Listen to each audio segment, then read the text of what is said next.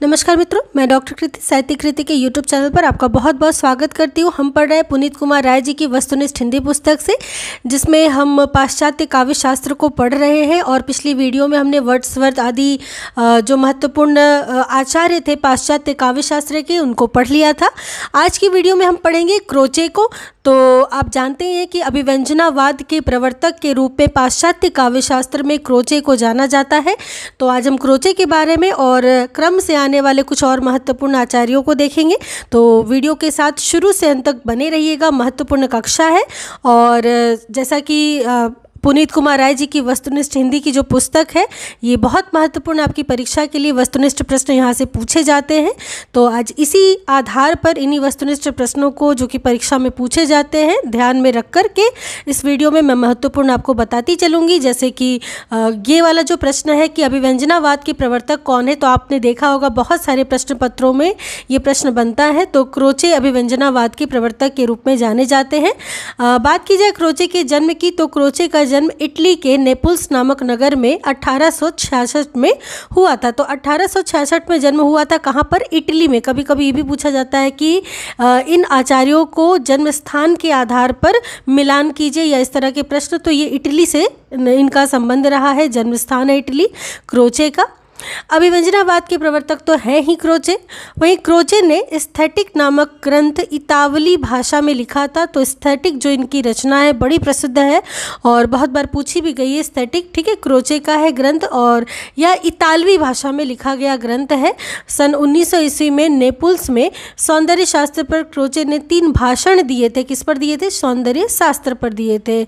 उन्हीं का विस्तृत रूप यह ग्रंथ है। इस ग्रंथ का प्रथम प्रकाशन 1902 में हुआ। डगलस एंग्सले द्वारा प्रस्तुत इसका अंग्रेजी अनुवाद 1909 में, यानी कि इसने जो मूलतः यह ग्रंथ क्या है इतालवी भाषा में, लेकिन इसका अनुवाद हुआ अंग्रेजी भाषा में, ठीक है।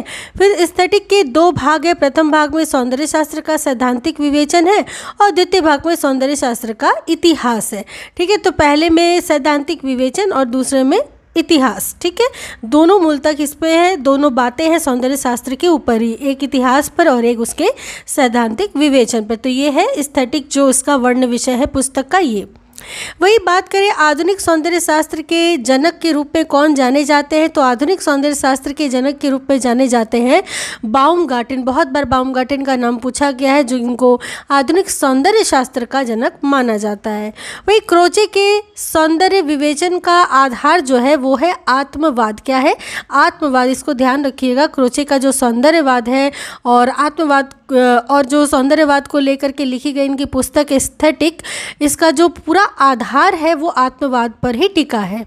अब देखिए क्रोचे की कुछ मान्यताओं को हम देखेंगे। जैसे कि क्रोचे की मान्यता है कि अंतःप्रज्ञा और अभिव्यंजना में अभेद है, यानी कि अंतःप्रज्ञा और अभिव्यंजना में अभेद है, मतलब भेद नहीं कर सकते। वही अभिव्यंजना आत्मिक क्रिया है। प्रत्येक अंतःप्रज्ञा कला है। कला सृष्टि केवल आंतरिक है। कला रूप में है, वस्तु में नहीं। कला किस में है? रूप में है, वस्तु में नहीं है। कला अखंड है। सौंदर्य आंतरिक तत्व है। कला अंतःप्रज्ञा और अभिव्यंजना में अभेद संबंध है। वहीं कला वैयक्तिक है और कला कला के लिए है, उसका कोई प्रयोजन नहीं होता। कला किसके लिए है? कला के लिए, उसका कोई प्रयोजन नहीं होता, ऐसा क्रोचे मानते हैं। ये सभी जो है क्रोचे की मान्यताएं, इनको 1 से 2 बार जरूर अच्छे से देखिएगा। क्रोचे ने कलात्मक निर्माण के 4 चरण माने, यानी कि कलात्मक जो निर्माण होता है उसके 4 चरण होते हैं। कौन कौन से? संस्कार, अभिव्यंजना, सौंदर्य मूलक और सौंदर्य का भौतिक द्रव्यों यानी कि ध्वनियों, तानों, रेखाओं और रंगों के मिश्रणों में रूपांतरण, ठीक है। तो इस प्रकार कलात्मक निर्माण के 4 चरण हैं क्रोचे ने बताए हैं। वही क्रोचे ने सहृदय यानी कि भावक के साथ सृष्टा यानी कलाकार को भी आनंद का भागी माना है। वही प्रत्येक अंतःप्रज्ञा कला है। क्रोचे की इस मान्यता में दोष है अतिव्याप्ति दोष, ठीक है। तो ये मानते हैं कि प्रत्येक जो अंतःप्रज्ञा है वो क्या है? कला है।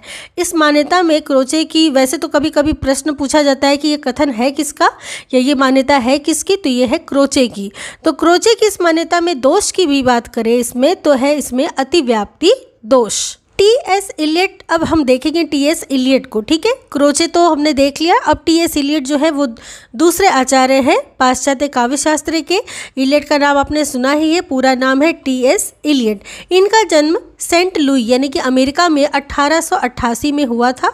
बाद में लंदन यानी कि इंग्लैंड में ये बस गए थे। तो वैसे तो सेंट लुई यानी कि अमेरिका में इनका जन्म हुआ था, टी.एस. इलियट का 1888 में। जन्म का समय भी याद रखिएगा, कभी कभी जन्म काल के अनुसार भी इनको सजाने के लिए, मिलान करने के लिए प्रश्न पूछे जाते हैं। वहीं 1948 में इलियट की साहित्य का नोबेल पुरस्कार मिला, ठीक है। तो 1948 में इलियट को क्या मिला? साहित्य का नोबेल पुरस्कार मिला था। किस आलोचक ने अपनी आलोचना को निजी काव्य कर्मशाला का उपजात या काव्य निर्माण के प्रसंग में अपने चिंतन का विस्तार कहा है? तो इलियट ने ऐसा कहा है, अपनी आलोचना के बारे में क्या कहा है कि निजी काव्य कर्मशाला का उपजात या काव्य निर्माण के प्रसंग में अपने चिंतन का विस्तार, ठीक है, इलियट ने कहा है। किस आलोचक का मत है कि कार्यत्री और भावयित्री प्रतिभाएं पारस्परिक पूरक हैं, अतः आलोचक और सर्जक प्राय एक ही व्यक्ति को होना चाहिए? तो ये कहा है इलियट ने। कहते हैं कि कार्यत्री प्रतिभा और भावयित्री प्रतिभाएं परस्पर एक दूसरे के क्या है? पूरक है, इसलिए आलोचक और सर्जक प्राय एक ही व्यक्ति को होना चाहिए। वही रुचि परिष्कार को आलोचना का अन्यतम प्रयोजन, किसको? रुचि परिष्कार को आलोचना का अन्यतम प्रयोजन किस आलोचक ने माना है? तो ये माना है इलियट ने, ठीक है। रुचि परिष्कार को आलोचना का अन्यतम प्रयोजन। वही द वेस्टलैंड के लेखक कौन है? तो इलियट ही है द वेस्टलैंड के लेखक। Tradition and the individual talent, ये सभी देखिए बहुत प्रसिद्ध रचनाएं हैं और प्रश्न तो पूछे ही जाते हैं इन सब से, तो ध्यान रखिएगा। द वेस्टलैंड इलियट का है। वही the tradition and the individual talent नामक प्रसिद्ध लेख के रचयिता कौन है? तो ये भी इलियट का लेख है। अगला है tradition and the individual talent नामक प्रसिद्ध लेख इलियट के किस ग्रंथ में संग्रहित है? तो ये द सेक्रेड वुड जो इलियट की पुस्तक है, तो कि इसी सेक्रेड वुड में tradition and the individual talent, ये जो इलियट का लेख है, ये इसमें संग्रहित किया गया द सेक्रेड वुड पुस्तक में। वही सच्ची आलोचना तथा सूक्ष्म परिशंसा का लक्ष्य कवि नहीं बल्कि काव्य है, यह कथन किसका है? तो यह कथन है इलियट का। कहते हैं कि सच्ची आलोचना तथा सूक्ष्म परिशंसा का लक्ष्य कवि नहीं होता बल्कि काव्य होती है। वही सांस की तरह आलोचना अनिवार्य तथा नैसर्गिक क्रिया है, यह कथन किसका है? तो यह कथन है इलियट का। वही कलाकार जितना उत्कृष्ट होगा उसमें अनुभाव्यता यानी कि भोक्ता और सृष्टा का अंतर उतना ही स्पष्ट होगा, ठीक है। तो ये क्या कहते हैं कि कलाकार जितना उत्कृष्ट होगा उसमें अनुभविता यानी कि भोक्ता और सृष्टा का अंतर उतना ही स्पष्ट होगा। ये कहने वाले कौन है? इलियट है, ठीक है। वो कहते हैं the more perfect the artist the more completely separated in him will be the man who suffers and the mind which creates, ठीक है। तो ये जो कथन है वो है इलियट, यानी कि कलाकार जितना उत्कृष्ट होगा उसमें अनुभविता यानी भोक्ता और सृष्टा का अंतर उतना ही स्पष्ट होगा। वहीं कलाकृति के आस्वादन से उत्पन्न अनुभूति किसी भी अन्य साधन से उत्पन्न अनुभूति में भिन्न कोटि की होती है, यानी कि कलाकृति के आस्वादन से उत्पन्न अनुभूति जो होती है वो किसी भी अन्य साधन से उत्पन्न अनुभूति से भिन्न कोटि की होती है। अर्थात कलाजन्य अनुभूति तथा अकलाजन्य अनुभूति में भेद होता है। यह मत किसका है? तो यह मत है इलियट का। अगला है किस आलोचक के अनुसार काव्यानुभूति तथा अन्य अनुभूतियों में कोई भेद नहीं होता है? तो यह कथन है रिचर्ड्स का। आप देखिए रिचर्ड्स का कथन क्या है कि काव्यानुभूति तथा अन्य अनुभूतियों में कोई भेद नहीं होता, ऐसा मानते हैं रिचर्ड्स। वही काव्य भाव का स्वच्छंद प्रवाह नहीं, भाव से मुक्ति है, वह व्यक्तित्व की अभिव्यक्ति नहीं, व्यक्तित्व से मुक्ति है।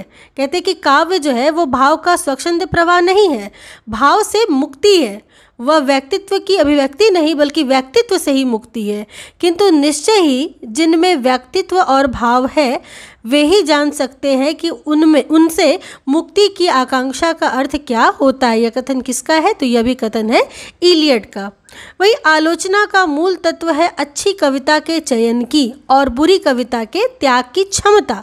यह कथन किसका है? तो यह कथन है इलियट का, जो कहते हैं कि आलोचना का मूल तत्व क्या है? अच्छी कविता के चयन की। ठीक है, मूल तत्व है अच्छी कविता के चयन की और बुरी कविता के त्याग की क्षमता। वही आलोचना का महान और शाश्वत कार्य है अतीत के कवियों में प्राण संचार करना। यह कहते हैं कौन? इलियट कहते हैं कि आलोचना का महान और शाश्वत कार्य क्या है? अतीत के कवियों में प्राण संचार करना।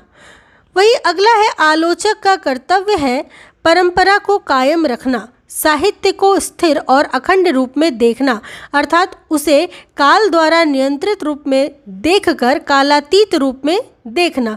यह कथन किसका है? तो यह कथन है इलियट का, जो क्या कहते हैं कि आलोचक का कर्तव्य है परंपरा को कायम रखना, साहित्य को स्थिर और अखंड रूप में देखना, अर्थात उसे काल द्वारा नियंत्रित रूप में न देख करके कालातीत रूप में देखना। इलियट ऐसा कहते हैं। वहीं अगला है आलोचना की दो सैद्धांतिक समीक्षाएं हैं। एक तो यह कि काव्य क्या है। ठीक है, आलोचना की दो सैद्धांतिक सीमाएं हैं। वो सीमाएं क्या है? एक तो यह सीमा है कि काव्य क्या है और दूसरा यह कि क्या यह अच्छी कविता है, यानी कि काव्य क्या है और क्या यह अच्छी कविता है। ये दोनों कथन जो है ये किसका है? तो इलियट का कथन है। वही देखिए द फंक्शन ऑफ क्रिटिसिज्म और द फ्रंटियर्स ऑफ क्रिटिसिज्म नामक लेखों के रचयिता कौन है? तो इन दोनों जो दो लेख हैं ये दोनों हैं इलियट के लेख और बड़े महत्वपूर्ण लेख हैं, कई बार पूछे गए हैं। आगे देखेंगे इलियट ने आलोचना के दो उद्देश्य माने हैं। पहला तो है कलाकृतियों का विशदन और दूसरा है रुचि का परिष्कार। बाद में 1956 में लिखित द फ्रंटियर्स ऑफ क्रिटिसिज्म नामक लेख में इन दो उद्देश्यों के बदले दो और अन्य उद्देश्य प्रस्तुत किए गए, जो था साहित्य का बोध और आस्वाद। अगला है महत्वपूर्ण आलोचक वह व्यक्ति है जो कला की वर्तमान समस्याओं में निगमन होते हुए भी उन समस्याओं पर अतीत की मान्यताओं की प्रासंगिकता प्रदर्शित करना चाहता है। यह कथन किसका है? तो यह कथन है इलियट का। वही इलियट ने आलोचना के उद्देश्यों की सिद्धि के लिए दो साधन माने। कौन कौन से साधन? तुलना और विश्लेषण। ये दो साधन मानते हैं इलियट आलोचना के उद्देश्यों की सिद्धि के लिए। वही अगला है निर्वैयक्तिकता तथा वस्तुनिष्ठ समीकरण का सिद्धांत। ये दोनों बहुत महत्वपूर्ण सिद्धांत और बहुत बार पूछे गए हैं। इसका प्रतिपादन किसने किया? तो इन दोनों सिद्धांतों का प्रतिपादन करने वाले थे इलियट। निर्वैयक्तिकता का सिद्धांत और वस्तुनिष्ठ समीकरण का सिद्धांत। बहुत अच्छे से इन दोनों को याद रखिएगा, बहुत ज़्यादा महत्वपूर्ण ये प्रश्न है। ठीक है, निर्वैयक्तिकता का सिद्धांत और वस्तुनिष्ठ समीकरण का सिद्धांत दोनों किसके हैं? इलियट के। अगला है संवेदनशीलता के असहचर्य सिद्धांत के प्रवर्तक कौन है? ये भी बड़ा महत्वपूर्ण सिद्धांत है। संवेदनशीलता के असहचर्य सिद्धांत के प्रवर्तक है इलियट। वही संवेदनशीलता के असहचर्य के सिद्धांत के लिए इलियट फ्रांसीसी कवि आलोचक रेमी द गुर्मो के आभारी है। अंतर यह है कि गुर्मो ने केवल एक व्यक्ति यानी कि लागोर्फ के संदर्भ में संवेदनशीलता के असहचर्य की बात कही थी, पर इलियट ने अंग्रेजी साहित्य के विशाल परिदृश्य के संदर्भ में इसका प्रयोग किया है। वहीं इलियट के अनुसार महान कवि और काव्य में भाव और विचार का समन्वय होना चाहिए। भाव और विचार का असहचर्य ही संवेदनशीलता का असहचर्य है। यानी कि संवेदनशीलता का असहचर्य क्या है? तो भाव और विचार का असहचर्य ही क्या है? संवेदनशीलता का असहचर्य है। वही काव्य श्रेष्ठ मनोरंजन है। यह कथन किसका है? यह कथन है इलियट का, जो कहते हैं कि काव्य श्रेष्ठ मनोरंजन है। वही किस आलोचक ने अपने को साहित्य में अभिजात्यवादी, राजनीति में राजभक्त और धर्म में एंग्लो कैथलिक घोषित किया है? तो इलियट ने स्वयं को ऐसा घोषित किया है। वही रिचर्ड्स, अब हम देखेंगे तो रिचर्ड्स का जन्म इंग्लैंड में, बाद में अमेरिका की नागरिकता इनको प्राप्त हुई थी। तो वैसे तो इनका जन्म कहाँ हुआ था? इंग्लैंड में रिचर्ड्स का जन्म। ठीक है, द फाउंडेशन ऑफ एस्थेटिक्स 1922 नामक ग्रंथ में रिचर्ड्स के साथ अन्य दो सहलेखक कौन कौन थे? तो वो सहलेखक थे C.K. आगडेन और जेम्स वुड। ठीक है, तो C.K. आगडेन और जेम्स वुड ये दो जो सहलेखक थे द फाउंडेशन ऑफ एस्थेटिक्स पुस्तक के, ठीक है, लिखने में, जो कि 1922 में प्रकाशित हुई थी और बहुत महत्वपूर्ण पुस्तक है ये। अगला है द मीनिंग ऑफ मीनिंग नामक ग्रंथ में रिचर्ड्स के सहयोगी लेखक कौन कौन से थे? तो C.K. आगडेन सहयोगी लेखक थे द मीनिंग ऑफ मीनिंग नामक ग्रंथ के लिखने में। मीनिंग ऑफ मीनिंग ग्रंथ है रिचर्ड्स का, ठीक है। इसके अलावा हमने अभी भी पढ़ा द फाउंडेशन ऑफ एस्थेटिक्स भी, ठीक है। और अब है मेरे विचार में आलोचना अनुभूतियों के पृथक्करण तथा मूल्यांकन का प्रयास है। यह कथन किसका है? तो यह कथन है रिचर्ड्स का। बड़ा महत्वपूर्ण कथन है जो क्या कहते हैं कि मेरे विचार में आलोचना क्या है? अनुभूतियों के पृथक्करण तथा मूल्यांकन का प्रयास है। वही किस आलोचक ने आलोचना को मनोविज्ञान की शाखा कहा है? तो रिचर्ड्स ने ही आलोचना को क्या कहा है? मनोविज्ञान की एक शाखा कहा है। वही मूल्य सिद्धांत तथा संप्रेषण का सिद्धांत बड़ा प्रसिद्ध सिद्धांत है, बहुत महत्वपूर्ण है ये। मूल्य सिद्धांत तथा संप्रेषण का सिद्धांत को किसने प्रतिपादित किया? तो रिचर्ड्स ने इन दोनों सिद्धांतों को प्रतिपादित किया था, मूल्य का सिद्धांत और संप्रेषण का सिद्धांत। वही विभिन्न जटिल रूपों में भावना और इच्छा की संतुष्टि की क्षमता मूल्य है।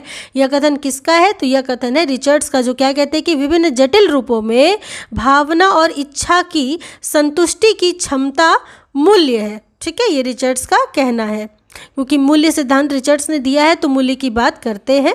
वही नैतिकता सिर्फ दुनियादारी है और आचार संहिता इष्ट सिद्धि की सामान्यतम व्यवस्था की अभिव्यक्ति है। यह कथन किसका है? तो यह कथन है रिचर्ड्स का, जो कहते हैं कि नैतिकता क्या है? सिर्फ दुनियादारी है। वही आवेगों के प्रकार यानी कि सजातीय तथा विजातीय के आधार पर रिचर्ड्स ने काव्य के कितने भेद किए हैं? तो इसके आधार पर काव्य के 2 भेद किए हैं रिचर्ड्स ने, अपवर्जी तथा अंतर्वेशी।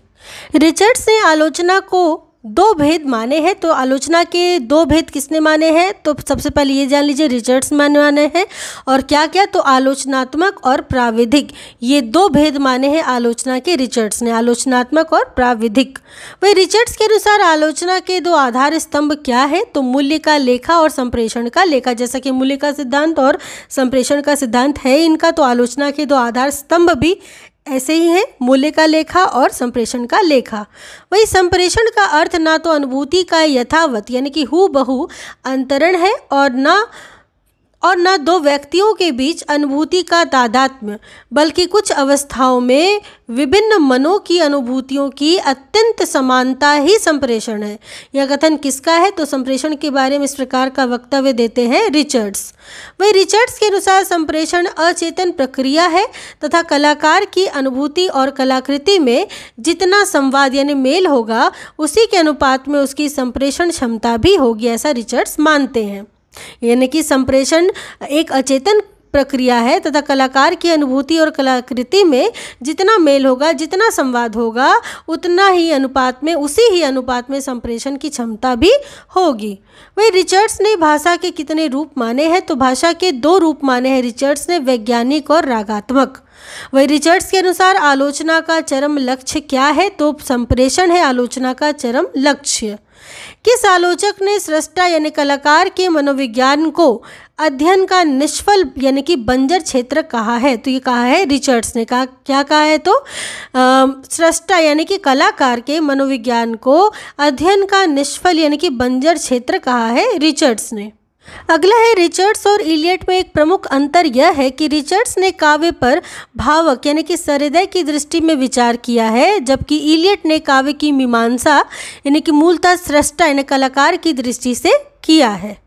अगला है रिचर्ड्स का मूल्य मीमांसा व्यक्तिनिष्ठ है या समाजनिष्ठ? तो व्यक्तिनिष्ठ रिचर्ड्स का मूल्य मीमांसा कैसा है? व्यक्तिनिष्ठ। वह रिचर्ड्स ने आलोचना का आधार स्तंभ किसे माना है? तो मूल्य और संप्रेषण को आलोचना का आधार स्तंभ मानते हैं रिचर्ड्स। रिचर्ड्स के अनुसार काव्य का एकमात्र प्रयोजन आवेगों की संतुष्टि के द्वारा संतुलित विश्रांति की उपलब्धि है। वही स्वच्छंदतावाद की विशेषता की बात करें, जो कि आपको ध्यान रखना है क्योंकि कभी कभी संदर्भ और प्रश्नों में इस कथन में इस प्रकार के प्रश्न आते हैं।